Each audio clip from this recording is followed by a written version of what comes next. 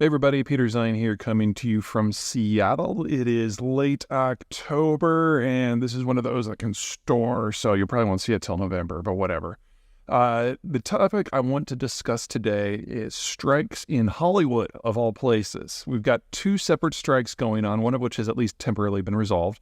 One involving the writers, which for the moment is behind us, they've settled, and one involving the actors. And the issue is honestly one of technology. With the advent of a sufficient processing power to allow streaming services over internet connections, we now have a number of major providers such as Hulu or Apple or Amazon or Netflix that are not just providing legacy shows, but new shows and transmitting them to their end users and consumers through a completely different network that doesn't use the normal TV radio approach, VHF, things like that. This means different models. It used to be that all the income came pretty much from advertising, and now there are different ways to do it with, say, a per-month subscription charge. You're going to see more and more and more in this going forward, so we have to split it in those two factions. So first, the labor that deals with the screenwriting, and then the labor that deals with the acting. So screenwriters. This is going to be an ongoing issue, largely because of the revenue play. When screenwriters used to produce things, whether it was for television or movies before, they'd work directly with the movie house, which would generate their income from either advertising or ticket sales. Now that you've got streaming, the question is what constitutes readership or viewership, because it's not the same model.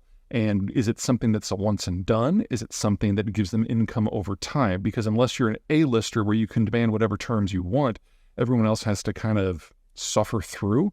And for the writing, the rise of AI is providing more and more support for people who are particularly creative and leaving everyone else by the curb. But as problematic as that is from the point of view of the writers, it's a disaster for the actors. We already have technology that allows us to fill in the background with either a complete green screen generated system or even to a certain degree extras. And I think the two movies that have demonstrated how this technology is coming along the best, one is Ant-Man 2, the one where we had some characters who in today's world are in their 60s, but we had a couple of scenes where they were shown when they were in their 20s and their 30s, and you can use the technology to make people look younger. We've also had World War Z, which is a hot mess. Great book, horrible movie. But when you had the swarms of zombies, those weren't real zombies. They were all CGI generated. And we could see how they looked very, very real. Well, you play both of those movies forward because those are both 5 years old now. And we're getting to the point where you can film an extra from a number of different angles and insert them into the background just fine. And so part of the reason that the actors were striking is because they were being asked to sign documents to basically surrender their future digital rights. So you're an extra in this movie, you're filmed, and then they reserve the right to recreate you royalty-free in the future. And obviously, if you're a low-ranking actor or an extra or an aspiring actor, that pretty much ends your career. It won't really hurt the A-listers, but pretty much everybody else would be left in the cold. And very soon, we're going to be able to take footage from people who are dead and use AI technologies to put them into leading roles if we want to. And so the balance, the ability for you to profit off your skill set and your presence all of a sudden isn't there anymore. And it's a question of who generates the revenue. And at the moment, the law suggests it's the people who control the AI-driven software and actually design the movies in the first place. So from a writer's point of view, this is going to get a little bit stickier as we move forward, but it's going to be more of an evolutionary process. But for the actors, you're actually looking at the evisceration of an entire class of people. And that will take with it the way movies are produced. Because if you can just have a handful of A-listers and B-listers who are doing kind of a number of the main roles and have the star power to draw people, and everything else is computer generated and looks as real as the real thing, then we're in a fundamentally different model for everything.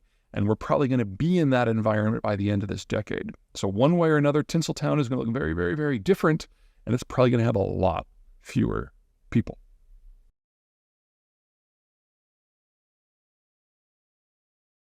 Hey everybody, Peter Zeihan here coming to you from above Denver, and today's topic is the Panama Canal and its impact on trade now that it's largely shut down, partially shut down. But before we get to the bad news, let's cover some good news. I do have good news from time to time. We have had another matching sponsor come in, adding another $10,000 to the match. So if you would like to donate to MedShare, which is a charity that provides medical assistance to communities who cannot look after themselves for reasons that are not their fault, specifically the Ukraine Fund, where the Russians have started bombing the power grid and attempt to kill as many civilians over the winter as possible, now's the time. Because the first $90,000 that is donated to the link and the QR code that we're attaching to this and all of our videos for the foreseeable future are going to be doubled for the month of November. So up to $90,000, I mean, basically you're doubling your money. That's a better financial proposition than Bitcoin, in my opinion, but, bygones. Anyway, now is the time, so please be generous. We're doing everything we can. The money is rolling in. It's looking very positive, but every little bit helps. Okay, with that behind us now, let's talk about Panama. It hasn't rained, really, in Panama in several months. They are in the middle of the most intense El Nino on record, and unlike most canals that, go up and over and therefore have on continental lands and so have lots and lots of water to draw from, Panama is going from ocean to ocean, sea level to sea level, and it has to go up a few hundred feet, and which means that aside from the first and the last lock, which touch the ocean, everything else is water that comes from the sky. And it is an isthmus, and so there's not a very large water catchment issue.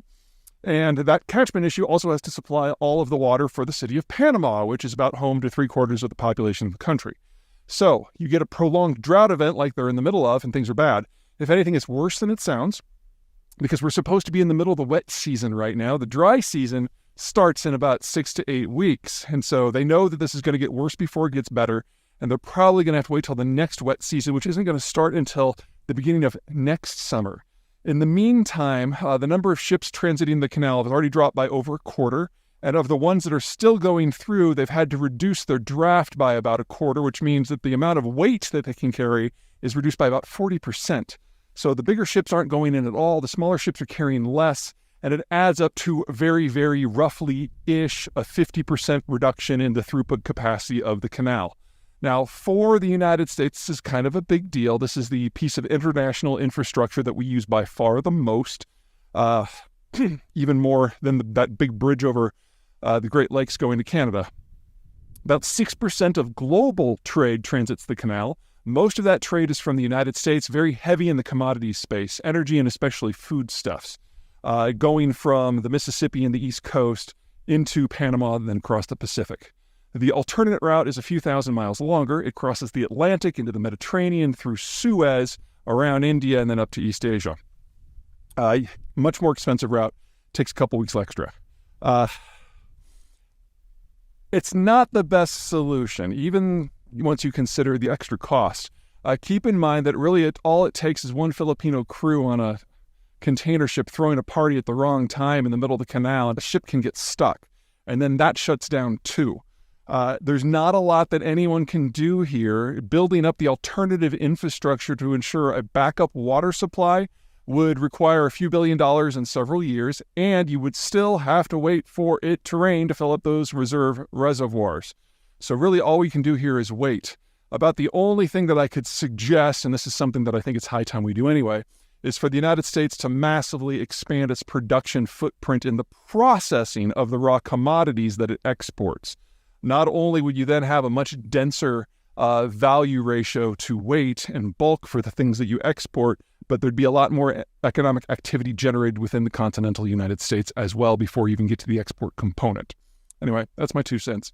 That's all I got for today. Everyone take care.